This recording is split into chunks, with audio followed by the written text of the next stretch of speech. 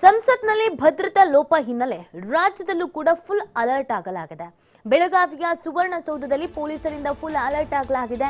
ಸದನದ ಒಳಗೆ ಹೋಗ್ತಾ ಇರೋರ ಸಂಪೂರ್ಣ ತಪಾಸಣೆಯನ್ನ ನಡೆಸಲಾಗ್ತಾ ಇದೆ. ಯಾವುದೇ ಶಾಸಕರ ಹಿಂಬಾಲಕರಿಗೂ ಕೂಡ ಸದನದ ಒಳಗೆ ಪ್ರವೇಶ ಇಲ್ಲ. ಗೇಟ್ನಲ್ಲೇ ತಡೆದು ಹೊರಗೆ ಕಳಿಸ್ತಾ ಇದ್ದಾರೆ ಪೊಲೀಸರು. ಸೊ ದೆಹಲಿಯಲ್ಲಿ ಆಯ್ತಲ್ಲ, ಆ ಥರ ಎಡವಟ್ಟುಗಳ ಆಗಬಾರದು ಅನ್ನುವಂಥ ನಿಟ್ಟಿನಲ್ಲಿ ಇದೀಗ ರಾಜ್ಯದಲ್ಲೂ ಕೂಡ ಬಹಳ ಅಲರ್ಟ್ ಆಗಿಬಿಟ್ಟಿದ್ದಾರೆ. ಭದ್ರತಾ ಸಿಬ್ಬಂದಿ ಯಾರನ್ನೂ ಒಳಗೆ ಬಿಡ್ತಾ ಇಲ್ಲ. ಶಾಸಕರ PA ಅಂದ್ರೂ ಅಷ್ಟೇನೆ, ಭದ್ರತಾ ಸಿಬ್ಬಂದಿ ಅಂದ್ರೂ ಅಷ್ಟೇನೆ, ಯಾರೂ ಒಳಗೆ ಬಿಡ್ತಾ ಇಲ್ಲ. ಎಲ್ಲರನ್ನ ಹೊರಗೆ ನಿಲ್ಲಿಸ್ತಾ ಇದ್ದಾರೆ, ಚೆಕ್ ಮಾಡಿ ಒಳಗೆ ಕಳಿಸ್ತಾ ಇದ್ದಾರೆ. ನೀವ್ಯಾರು, ನಿಮ್ಮ ಹಿನ್ನೆಲೆ ಏನು, ಯಾಕೆ ಹೋಗ್ತಿದ್ದೀರಾ, ಏನು ಮಾಡ್ತಾ ಇದ್ದೀರಾ, ಇದೆಲ್ಲವೂ. ಆದರೂ ಕೇವಲ ಶಾಸಕರುಗಳಿಗೆ ಮಾತ್ರ ಅವಕಾಶವನ್ನು ಕೊಡಲಾಗ್ತಾ ಇದೆ. ಯಾಕಂದರೆ ಇದೊಂದು ಇಡೀ ದೇಶವೇ ಬೆಚ್ಚಿ ಬೀಳುವಂಥ ವಿಚಾರ.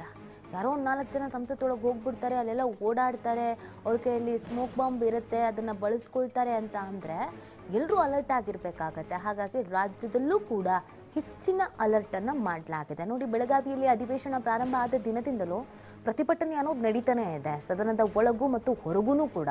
ಸೊ ಈಗ ಯಾರೋ ಪ್ರತಿಭಟನೆಗೆ ಬಂದಿದ್ದೀವಿ, CM ಅವ್ರಿಗೆ ಮನವಿ ಕೊಡೋಕೆ ಬಂದಿದ್ದೀವಿ, ಅಥವಾ ನಾವು ಅವ್ರ ಕಡೆಯವರು ಇವ್ರ ಕಡೆಯವರು ಅಂತ ಯಾರಾದರೂ ಒಳಗೆ ಹೋಗುವಂಥ ಸಾಧ್ಯತೆಗಳಿರುತ್ತೆ.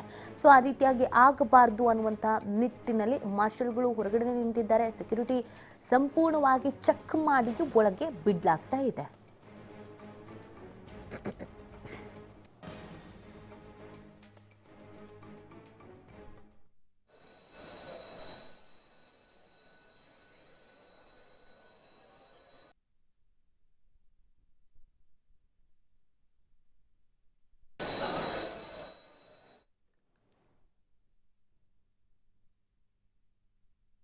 ನೋಡಿ, ಸಂಸತ್ನಲ್ಲಿ ನಿನ್ನೆ ಆದಂಥ ಬೆಳವಣಿಗೆ ಘಟನೆಯಿಂದ ಎಲ್ಲರೂ ಆತಂಕಕ್ಕೆ ಒಳಗಾಗಿದ್ದಾರೆ.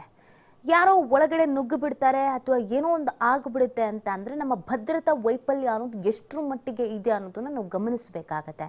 ಹಾಗಾಗಿ ಇದೀಗ ಚಳಿಗಾಲದ ಅಧಿವೇಶನ ನಮ್ಮ ರಾಜ್ಯದಲ್ಲೂ ನಡೀತಾ ಇದೆ.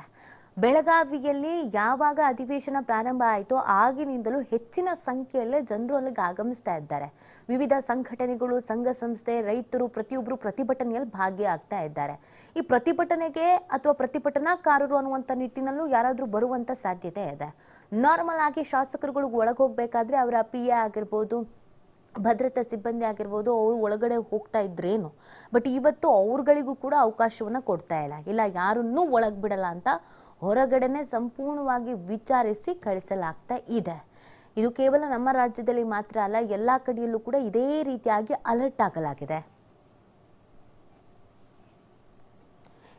ಈ ಬಗ್ಗೆ ಮಾತನಾಡಲಿಕ್ಕೆ ನರೇಂದ್ರ ಸ್ವಾಮಿ ಅವರು, ಮಳವಳ್ಳಿ ಶಾಸಕರು, ನಮ್ಮ ಜೊತೆ ಲೈವ್ನಲ್ಲಿ ಜಾಯಿನ್ ಆಗ್ತಾ ಇದ್ದಾರೆ. ಸರ್ ನಮಸ್ತೆ.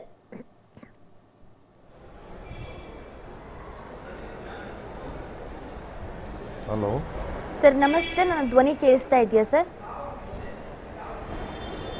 ಹಲೋ ಸರ್, ನನ್ನ ಧ್ವನಿ ಕೇಳಿಸ್ತಾ ಇದೆಯಾ ಸರ್ ನಿಮಗೆ? ಹಲೋ ಓಕೆ, ಕೇಳಿಸ್ತಾ ಇಲ್ಲ ಅಂತ ಅನಿಸುತ್ತೆ. ನೋಡಿ, ಅಲ್ಲಿ ಬಹಳ ಭದ್ರತೆಯನ್ನು ಕೈಗೊಳ್ಳಲಾಗಿದೆ. ಯಾರಿಗೂ ಪರ್ಮಿಷನನ್ನು ಕೊಡ್ತಾ ಇಲ್ಲ ಒಳಗಡೆ ಹೋಗೋದಕ್ಕೆ. ಶಾಸಕರುಗಳ PAಗಾಗಿರ್ಬೋದು ಅಥವಾ ಅವರ ಭದ್ರತಾ ಸಿಬ್ಬಂದಿಗಳಿಗಾಗಿರ್ಬೋದು ಯಾರಿಗೂ ಅವಕಾಶವನ್ನು ಕೊಡ್ತಾ ಇಲ್ಲ. ಶಾಸಕರುಗಳು, ಸಂಸದರು, ಸಚಿವರು ಎಲ್ಲರೂ ಕೂಡ ನಿನ್ನೆ ಮಾತ್ರ ವಿಚಲಿತರಾಗಿದ್ರು. ಎಲ್ಲ ಕಕ್ಕಾಬಿಕ್ಕಿ ಆಗಿ ಹೋಗ್ಬಿಟ್ಟಿದ್ರು. ಅಯ್ಯೋ, ಏನು ನಡೀತಾ ಇದೆ ಇಲ್ಲಿ ಅಂತ. ಎಲ್ಲ ಒಂದೇ ಕಡೆಯಲ್ಲಿ ಇರ್ತಾರೆ. ಆ ಟೈಮಲ್ಲಿ ಯಾರೋ ನುಗ್ತಾರೆ, ಅವ್ರ ಕೈಯಲ್ಲಿ ಬಣ್ಣದ ಗ್ಯಾಸ್ ಇದೆಯೋ ಅಥವಾ ಬರೀ ಸ್ಮೋಕ್ ಬಾಂಬೋ, ಇನ್ನೊಂದು ಮತ್ತೊಂದು, ಆದರೂ ಭಯ ಅನ್ನೋದು ಇದ್ದೇ ಇರುತ್ತಲ್ವಾ. ಎಸ್ ಸರ್, ಮತ್ತೊಮ್ಮೆ ಕನೆಕ್ಟ್ ಆಗ್ತಾ ಇದ್ದಾರೆ. ಸರ್ ನಮಸ್ತೆ, ನನ್ನ ಧ್ವನಿ ಕೇಳಿಸ್ತಾ ಇದೆಯಾ ಸರ್?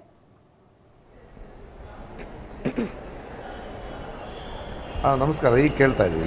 ಸರ್, ನಿನ್ನೆ ಸ್ವಲ್ಪ ಹೊತ್ತುಗಳ ಕಾಲ ಬಹಳ ಆತಂಕ ಎದುರಾಗಿತ್ತು. ಸಂಸತ್ತೊಳಗೆ ಯಾರೋ ನುಗ್ಗು ಬಿಡ್ತಾರೆ ಅಂತಂದರೆ ಅದು ನಿಜವಾಗ್ಲೂ ಭಯ ಆಗತ್ತೆ. ಅಷ್ಟೆಲ್ಲ ಭದ್ರತೆ ಇದೆ ಅಂತ ನಾವು ಭಾವಿಸಿರ್ತೀವಿ.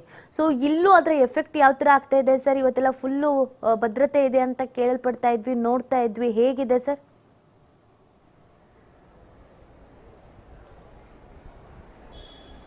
ಅದೊಂದು ನಮ್ಮ ರಾಷ್ಟ್ರದ ಅತ್ಯಂತ ಉನ್ನತವಾದಂಥ ಒಂದು ಸಂಸತ್ತಿನ ಒಳಗೆ ಒಂದು ರಕ್ಷಣೆ ವಿಚಾರದಲ್ಲಿ ಇವತ್ತು ಸಾಕಷ್ಟು ಗೊಂದಲಗಳು, ಇಡೀ ರಾಷ್ಟ್ರಕ್ಕೆ ಭಯ ತರತಕ್ಕಂಥ ವಾತಾವರಣ. ಎಲ್ಲದಕ್ಕಿಂತ ಇದು ಹಿಂದೆ ಒಮ್ಮೆ NDA ಸರ್ಕಾರ ಇದ್ದಾಗ ಇದೇ ರೀತಿ ಭದ್ರತಾ ವೈಫಲ್ಯ ಆಗಿತ್ತು. ಈವಾಗಲೂ NDA ಸರ್ಕಾರನೇ ಇದ್ದಾಗ ಇದೇ ಪ್ರಕರಣ ಮತ್ತೊಮ್ಮೆ ಒಂದು ಭದ್ರತಾ ಲೋಪ ಆಗಿರ್ತಕ್ಕಂಥದ್ದು ಎದ್ದು ಕಾಣ್ತಾ ಇದೆ.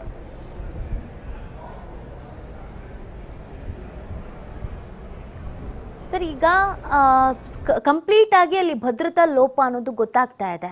ಇನ್ನೊಂದು ಸರ್, ಈ ಪಾಸ್ ಅನ್ನ ತೆಗೆದುಕೊಂಡು ಒಳಗಡೆ ಹೋಗಿರೋದು, ಅದು ಕೂಡ ನಮ್ಮ ರಾಜ್ಯದ ಸಂಸದರು, ಮೈಸೂರು ಸಂಸದರಾದಂಥ ಪ್ರತಾಪ್ ಸಿಂಹ ಅವರ ಪಾಸ್ ಅನ್ನ ತೆಗೆದುಕೊಂಡು ಒಳಗೆ ಹೋಗಿರೋದು.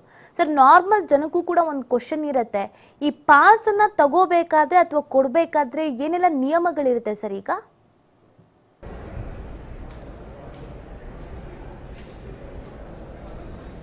ಈಗ ನಾವೇ ಒಬ್ಬರಿಗೆ ಯಾರಿಗಾರು ಪಾಸ್ ಕೊಡಬೇಕಾದ್ರೆ ಅವರ ಪರಿಚಯ ಅಥವಾ ನಮ್ಮ ಕ್ಷೇತ್ರದವರು ಅವರು ಏನೋ ಅದು ಗ್ಯಾಲರಿಗೆ ಹೋಗಿ ನೋಡೋದಕ್ಕೆ ಅವಕಾಶ ಕಲ್ಪಿಸ್ತಕ್ಕಂಥ ವಿಚಾರ ಇರ್ತದೆ. ಅದರಲ್ಲಿ ಪದೇ ಪದೇ ಇವ್ರುಗಳಿಗೆ ಪಾಸ್ ವಿತರಣೆ ಮಾಡಿದ್ದಾರೆ ಅನ್ನೋದು ನಾನು ಕೇಳ್ಪಟ್ಟಂಥ ವಿಚಾರ. ಇದು ಪೂರ್ಣ ನನಗೆ ಖಾತ್ರಿ ಆಗಿಲ್ಲ. ಇವರು ಅವರ ಆಫೀಸನ್ನ ಮತ್ತು ಈ ಸಂಸದರನ್ನ ಸದಾಕಾಲ ಭೇಟಿ ಮಾಡ್ತಾ ಇದ್ರು ಮತ್ತು ಅವ್ರ ಕ್ಷೇತ್ರದವರೇ ಆಗಿದ್ದಾರೆ ಇವರು. ಹಾಗಾಗಿ ಇದು ಎಲ್ಲೋ ಒಂದು ಕಡೆ ಈ ಒಂದು ಲೋಪವನ್ನು ಕಂಡಿಡ್ಕೊಂಡೇ ಯಾವ ರೀತಿಯಲ್ಲಿ ಈ ಒಂದು ಸಂದರ್ಭನ ಉಪಯೋಗಿಸ್ಕೋಬೇಕು ಅನ್ನೋದನ್ನ ಮಾಡಿದ್ದಾರೆ. ಆದರೆ ಪಾಸ್ ವಿಚಾರ ಒಂದು ಕಡೆ ಆದರೆ ಇದೊಂದು 4-5 ಕಡೆ ಸ್ಕ್ಯಾನ್ ಆಗುತ್ತೆ. ಅದರಲ್ಲೂ ಈ ಟಿಯರ್ ಗ್ಯಾಸ್ ಅಂತದ್ದು ಒಳಗಡೆ ಹೋಗೋದಾದ್ರೂ ಹೆಂಗೆ, ಇಲ್ಲೆಲ್ಲೋ ಅಲ್ಲಿರ್ತಕ್ಕಂಥ ಭದ್ರತಾ ವ್ಯವಸ್ಥೆನಲ್ಲಿರ್ತಕ್ಕಂಥವ್ರ ಜವಾಬ್ದಾರಿನಲ್ಲಿ ಯಾರೋ ಶಾಮೀಲಾಗಿದ್ದಾರೆ ಅನ್ನೋದು ಕೂಡ ಮೇಲ್ನೋಟಕ್ಕೆ ಎದ್ದು ಕಾಣುತ್ತೆ. ಸರ್, ಈಗ ತುಂಬಾ ಜನಕ್ಕೆ ಆಸೆ ಇರುತ್ತೆ, ನಾವು ಅಧಿವೇಶನ ಕಲಾಪ ಒಂದು ಕಡೆ ಅಲ್ಲ, ಸಾಮಾನ್ಯ ಕಲಾಪ ನೋಡಬೇಕು, ನಾವು ಕುತ್ಕೋಬೇಕು ಅನ್ನೋದು ಆಸೆ ಇರುತ್ತೆ. ಸಾಮಾನ್ಯ ವ್ಯಕ್ತಿಗಳು ಹೇಳಿ ಸರ್, ಹೇಳಿ. ಹಲೋ, ಹೇಳಿ ಸರ್, ಹೇಳಿ. ಸಾಮಾನ್ಯ ವ್ಯಕ್ತಿಗಳು ಸಾಧಾರಣವಾಗಿ ಒಂದೇ ಒಂದು ಸಣ್ಣ ತಪಾಸಣೆ ಇಲ್ಲದೇನೆ ಒಳಗೆ ನುಗ್ಲಿಕ್ಕೆ ಸಾಧ್ಯನೇ ಇಲ್ಲ. ಅದರಲ್ಲೂ ಅಲ್ಲಿ ನನಗೆ ಗೊತ್ತಿದ್ದಂಗೆ ಮಿನಿಮಮ್ 4 ಕಡೆ ಚೆಕ್ ಆಗುತ್ತೆ. ಒಂದು ಡೆಲ್ಲಿ ಪೊಲೀಸಿಂದ ಹಿಡಿದು ಪಾರ್ಲಿಮೆಂಟರಿ ಸೆಕ್ಯೂರಿಟಿ ಅವರು ಕೂಡ ಉನ್ನತ ಮಟ್ಟದ ತರಬೇತಿ ಹೊಂದವರಾಗಿದ್ದಾರೆ. ಸಾಕಷ್ಟು ಸ್ಕ್ಯಾನಿಂಗ್ ಎಕ್ವಿಪ್ಮೆಂಟ್ಸ್ ಇದಾವೆ. ಇದನ್ನ ದಾಟಿ ಹೋಗ್ಬೇಕಾದ್ರೆ ಇದೊಂದು ಯಕ್ಷ ಪ್ರಶ್ನೆ, ಇದೊಂದು ಸಾಧಾರಣವಾದಂಥ ವಿಚಾರ ಅಲ್ಲ. ಯಾರಾದರೂ ಅಲ್ಲಿ ಒಳಗಡೆ ಶಾಮೀಲಾಗಿ ಈ ಕೆಲಸ ನಡೆದಿದೆ. ಸರ್, ಈಗ ಗುಪ್ತಚರ ಇಲಾಖೆ ಅಂತ ಇದ್ದಾಗ ನಮಗೊಂದು ಭಯ ಇರೋದಿಲ್ಲ. ಅಯ್ಯೋ, ಗುಪ್ತಚರ ಇಲಾಖೆ ಇದೆ, ಯಾರೋ ಏನೋ ಅಟ್ಯಾಕ್ ಮಾಡ್ತಾರಂತೆ, ಇನ್ನೊಂದು ಮತ್ತೊಂದು ಅಂತ ಗೊತ್ತಾದಾಗ್ಲೂ ಕೂಡ ಅದು ಗುಪ್ತಚರ ಇಲಾಖೆಗೆ ಗೊತ್ತಾಗುತ್ತೆ, ಅದನ್ನ ಕಂಟ್ರೋಲ್ ಮಾಡೋ ಕೆಲಸ ಆಗುತ್ತೆ ಅಂತ. ನೋಡಿ, ಈಗ ನಿನ್ನೆ ನುಗ್ದೋರೆಲ್ಲ ಭಾನುವಾರವೇ ದೆಹಲಿಗೆ ಹೋಗಿದ್ರು. ದೆಹಲಿ ಗೇಟ್ ಹತ್ರನೇ ಏನೆಲ್ಲ ಸಾಮಗ್ರಿಗಳು ಬೇಕೋ ಅದನ್ನೆಲ್ಲ ಯಾರ್ಯಾರಿಗೆ ಕೊಡಬೇಕು ಅದನ್ನ ಹಂಚಿಕೆ ಮಾಡ್ತಾರೆ. ಸರ್, ನನಗೆ ಈ ಗುಪ್ತಚರ ಇಲಾಖೆ ಏನ್ ಕೆಲಸ ಮಾಡ್ತಿದೆ, ಹೇಗೆ ಕೆಲಸ ಮಾಡ್ತಾ ಇದೆ ಅನ್ನೋ ಅನುಮಾನ ಸಾಮಾನ್ಯ ಜನರು ತಲೆಗೂ ಕುತ್ಕೊಬಿಡುತ್ತೆ. ಯಾಕಂದ್ರೆ ಬರೀ ಇಬ್ಬರೇ ಅಲ್ಲ, ಸಂಸತ್ ಒಳಗಡೆ ಹೋದವ್ರು ಇಬ್ಬರಾದ್ರೂ ಹೊರಗಡೆ 4 ಜನ ಇರ್ತಾರೆ. ಹೊರಗಡೆ ವಾತಾವರಣ ನೋಡ್ಬಿಟ್ಟು ಸಿಬ್ಬಂದಿಗೆ ಗೊತ್ತಾಗೋದಿಲ್ವಾ? ಅಲ್ಲೇ ಕುತ್ಕೊಂಡು ಸ್ಕೆಚ್ ಹಾಕಿ ಪ್ಲಾನ್ ಮಾಡ್ತಾ ಇದ್ರು ಗೊತ್ತಾಗೋದಿಲ್ವಾ ಅಂತ ಸರ್? ಇದು ಈ ರಾಷ್ಟ್ರವನ್ನು ಆಡಳಿತ ಮಾಡ್ತಾ ಇರ್ತಕ್ಕಂಥ ಈ ಜವಾಬ್ದಾರಿಯ ಒಂದು ಸ್ಥಾನದಲ್ಲಿರೋರು ಈ ವಿಚಾರವನ್ನು ಅರ್ಥ ಮಾಡ್ಕೋಬೇಕಾಗಿದೆ. ಈ ಒಂದು ಸಣ್ಣ ಲೋಪ ಅಲ್ಲ ಇದು. ನೀವು ಹೇಳ್ತಾ ಇರೋಂಥ ರೀತಿಯಲ್ಲಿ ಈ ಒಂದು ಗುಪ್ತಚರ ಇಲಾಖೆ ದೆಹಲಿ ಅಂತ ಜಾಗದಲ್ಲಿ, ಅಂದರೆ ನಮ್ಮ ರಾಜಧಾನಿನಲ್ಲಿ ಈ ಒಂದು ದೊಡ್ಡ ಒಂದು ಲೋಪ ನಡೆದಿದೆ ಅಂತಂದರೆ ಗುಪ್ತಚರ ಇಲಾಖೆ ಸಂಪೂರ್ಣ ವೈಫಲ್ಯತೆ, ಆಡಳಿತ ವೈಫಲ್ಯತೆ. ಇಲ್ಲಿ 56 ಇಂಚೆಲ್ಲ ಕೆಲಸ ಮಾಡಬೇಕಾಗಿರೋದು, ಮೆದುಳು ಕೆಲಸ ಮಾಡಬೇಕಾಗಿರೋದು. ಅದರ ಜೊತೆಗೆ ಸಾಕಷ್ಟು ಆಡಳಿತದ ಲೋಪ ಇದರಲ್ಲಿ ಎದ್ದು ಕಾಣ್ತಾ ಇದೆ. ಸರ್, ಈಗ ಪ್ರತಾಪ್ ಸಿಂಹ ಅವರನ್ನ ವಿಚಾರಣೆಗೆ ಒಳಪಡಿಸಿಲ್ಲ, ಅವರೇನೇ ಪಾಸ್ ಕೊಟ್ಟಿದ್ರು ಕೂಡ ಇಲ್ಲಿವರೆಗೂ ವಿಚಾರಣೆ ಮಾಡಿಲ್ಲ ಅನ್ನೋದೊಂದು ಆರೋಪ ಕಾಂಗ್ರೆಸ್ನವರು ಮಾಡ್ತಾ ಇದ್ದೀರಾ.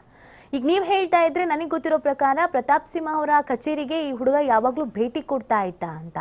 ಇನ್ನೂ ಒಂದು ಮೂಲಗಳ ಪ್ರಕಾರ ಕರಾವಳಿಯ ಸಂಸದರ ಕೈಯಿಂದಲೂ ಕೂಡ ಪಾಸ್ ಅನ್ನ ತೆಗೆದುಕೊಳ್ಳಲಾಗಿದೆ ಅನ್ನೋದಿದೆ, ಬಟ್ ಕನ್ಫರ್ಮ್ ಇಲ್ಲ. ಸೊ ಇದಕ್ಕೆ ಸಂಬಂಧಪಟ್ಟಂತೆ ನಿಮಗೇನಾದ್ರೂ ಡೀಟೇಲ್ ಇದೆಯಾ ಸರ್? ಪ್ರತಾಪ್ ಸಿಂಹ ಅವರನ್ನ ಯಾಕೆ ವಿಚಾರಣೆ ಮಾಡ್ತಾ ಇಲ್ಲ ಅಂತ? ಇಲ್ಲ, ಇಲ್ಲಿ ನಾವು ಈ ಸದನದಲ್ಲಿ ನಾವು ಬೆಳಗಾಂನಲ್ಲಿದ್ದೀವಿ. ನಿಮ್ಮ ಮಾಧ್ಯಮದ ಮುಖಾಂತರ ತಿಳಿಯಲ್ಪಟ್ಟಂತ ವಿಚಾರಗಳನ್ನು ಅಷ್ಟೇ ಚರ್ಚೆ ಮಾಡ್ತಾ ಇದ್ದೀವಿ ಸರ್. ನೀವು ಯಾರಿಗಾದ್ರೂ ಕಾಂಟ್ಯಾಕ್ಟ್ ಮಾಡಿ ಮಾತಾಡಿದ್ರಾ? ಮಾಹಿತಿ ಇನ್ನೂ ಒದಗಿ ಬಂದಿಲ್ಲ. ಓಕೆ ಸರ್, ಅಲ್ಲಿ ಭಾಗಿಯಾಗಿದ್ದಂತ ಯಾರಾದ್ರೂ ನಾಯಕರುಗಳಿಗೆ ಫೋನ್ ಮಾಡಿದ್ರಾ? ನಿನಗೆ ಏನಾಯ್ತು, ಯಾವ ತರದ ವಾತಾವರಣ ಇತ್ತು, ಅದೇನಾದ್ರೂ ಮಾತಾಡಿದ್ರಾ ಸರ್? ಇಲ್ಲ ಇಲ್ಲ, ಯಾರ ಹತ್ರನೂ ಮಾತಾಡಿಲ್ಲ. ಯಾಕೆಂದರೆ ನಾವು ನಿನ್ನೆ ಸಂಜೆ ಈ ವಿಚಾರ ಗೊತ್ತಾಗಿ ಸದನದಲ್ಲಿ ಚರ್ಚೆ ಆದಮೇಲೆ ಇಲ್ಲಿ ರಾತ್ರಿ 7 ಗಂಟೆ ಮೇಲೆ ನಮಗೆ CLP ಮೀಟಿಂಗ್ ಇತ್ತು. ನಮಗೆ ಅಲ್ಲಿ CLP ಮೀಟಿಂಗ್ ಮುಗಿಸಿ ಬರೋ ಅಷ್ಟೊತ್ತಿಗೆ 11 ಗಂಟೆ ಆಗಿತ್ತು. ನಾವು ಯಾರನ್ನೂ ಭೇಟಿ ಮಾಡಿಲ್ಲ, ಫೋನು ಮಾಡಿಲ್ಲ. ಸರ್, ಪ್ರತಾಪ್ ಸಿಂಹ ಅವರು ನನಗೇನು ಗೊತ್ತಿಲ್ಲ ಅಂತ ಹೇಳ್ತಾ ಇದ್ದಾರೆ, ಬಟ್ ಅವರ ಕಚೇರಿಯಿಂದಲೇ ಪಾಸ್ ಹೋಗಿರೋದು ಕನ್ಫರ್ಮ್ ಇದೆ. ಸೊ ಈಗ ನಾವು ಪಾಸ್ ಕೊಡೋದಕ್ಕಿಂತ ಮುಂಚೆ ಜವಾಬ್ದಾರಿಯುತ ಸ್ಥಾನದಲ್ಲಿ ಇರ್ತೀವಿ, ಮತ್ತು ಅಲ್ಲಿನ ವ್ಯವಸ್ಥೆ ಏನಿದೆ ಅನ್ನೋದು ಗೊತ್ತಿದೆ, ಹಾಗೂ ನಮ್ಮ ಭಾರತ ಯಾವ ಪರಿಸ್ಥಿತಿಯಲ್ಲಿ ಇದೆ ಅನ್ನೋದು ಕೂಡ ಗೊತ್ತಿದೆ. ಆಲ್ರೆಡಿ ತುಂಬ ಉಗ್ರ ಸಂಘಟನೆಗಳು ನಾವು ದಾಳಿ ಮಾಡ್ತೀವಿ ಅನ್ನುವಂಥ ಎಚ್ಚರಿಕೆಯನ್ನು ಕೂಡ ನೀಡಿದ್ರು. ಈ ಸಂದರ್ಭದಲ್ಲಿ ಒಬ್ಬ ಜವಾಬ್ದಾರಿಯುತ ವ್ಯಕ್ತಿಯಾಗಿ, ಸಂಸದರಾಗಿ ಅವ್ರಿಗೆ ಹೇಗೆ ನಡ್ಕೋಬೇಕಾಗಿತ್ತು? ಕೆಲವೊಂದು ಕಡೆಯಲ್ಲಿ ಅವರು ಮೈಮರೆತ್ರ ಅಂತ. ಎಲ್ಲದಕ್ಕಿಂತ ಭದ್ರತಾ ವೈಫಲ್ಯ ಮತ್ತು ಗುಪ್ತಚರದ ವೈಫಲ್ಯ ಹೇಗಿದೆ ಅಂತಂದರೆ, ಹಿಂದೆ ಯಾವ ದಿನಾಂಕದಂದು ಯಾವ ಒಂದು ಒಂದು ಒಂದು ಏನು ಹೇಳ್ತೀವಿ ನಾವು, ತಿಂಗಳು, ಯಾವ ತಿಂಗಳು, ಮಂತು ಮತ್ತು ಡೇಟು ಕೋಇನ್ಸಿಡೆನ್ಸ್ ಹೇಗಿದೆ ಅಂತಂದರೆ, ಆ ಒಂದು ವಿಚಾರದಲ್ಲಿ ಗುಪ್ತಚರ ಇಲಾಖೆ ಮತ್ತು ಭದ್ರತಾ ಒಂದು ಜವಾಬ್ದಾರಿ ಹೊತ್ತವರು ಇದನ್ನು ತೀವ್ರತರವಾಗಿ ಗಮನಿಸಬೇಕಾಗಿತ್ತು. ಇದು ರಾಷ್ಟ್ರದ ಭದ್ರತೆಯ ಮೇಲೆ ಇರ್ತಕ್ಕಂಥ ವಿಚಾರ ಆಗ್ತದೆ. ಸೊ ಇದನ್ನು ಇಷ್ಟು ಉದಾಸೀನವಾಗಿ ತಗೊಂಡಿರ್ತಕ್ಕಂಥ ಸರ್ಕಾರದ ಬಗ್ಗೆ ನಾವು ಇವ್ರ ಆಡಳಿತ ವೈಖರಿ ಇಲ್ಲೇ ಕನ್ನಡಿ ಹಿಡ್ದಂಗಿದೆ ಇದು. ಸರಿ, ಬೆಳಗಾವಿಯಲ್ಲಿ ಹೇಗಿದೆ ಸರ್ ಸಿಚುವೇಶನ್? ಕಾವು ಹೇಗಿದೆ ಈಗ? ಬೆಳಗಾವಿಯಲ್ಲಿ ಸ್ವಲ್ಪ ನಿನ್ನೆವರೆಗೂ ಸ್ವಲ್ಪ ಈ ಭಾಗದಲ್ಲಿ 10 ದಿನ ಮಾತ್ರ ನಡೆಯೋದ್ರಿಂದ ಭಾಳಷ್ಟು ಜನ ಸದನನ ವೀಕ್ಷಣೆ ಮಾಡೋಕ್ಕೆ ಬರ್ತಾಯಿದ್ರು. ಸ್ವಲ್ಪ ಸಡಲಿಕೆ ಇತ್ತು.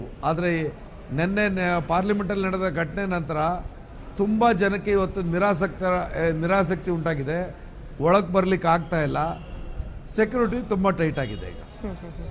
ಸರ್, ಇನ್ನೊಂದು ಈಗ ಸೋಷಿಯಲ್ ಮೀಡಿಯಾದಲ್ಲಿ ಆಗಿರ್ಬೋದು, ಜನರಾಗಿರ್ಬೋದು ಪ್ರಶ್ನೆ ಮಾಡ್ತಾ ಇರೋದು, ನಾವು ಗಡಿ ಭಾಗದಲ್ಲಿ ಮಾತ್ರ ಭದ್ರತೆಯನ್ನ ಹೆಚ್ಚಿಸ್ಕೊಂಡ್ರೆ ಆಗಲ್ಲ, ಆಂತರಿಕವಾಗಿ ತುಂಬಾ ಸಮಸ್ಯೆ ಇದೆ. ನಾವೀಗಾಗ್ಲೇನೆ ಪ್ರಧಾನಿಗಳನ್ನ ನಾವು ನೋಡೋದಾದ್ರೆ ಪ್ರಧಾನಿಗಳನ್ನ ಕಳ್ಕೊಂಡಿದ್ದೀವಿ.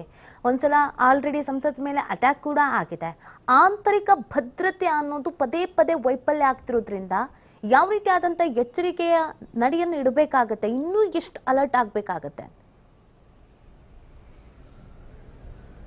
ನೋಡಿ, ಈ ರಾಷ್ಟ್ರದಲ್ಲಿ ಮಹಾನ್ ನಾಯಕಿಯಾಗಿದ್ದಂಥ ದಿವಂಗತ ಶ್ರೀಮತಿ ಇಂದಿರಾ ಗಾಂಧಿ ಅವ್ರನ್ನ ಕಳ್ಕೊಂಡ್ವಿ.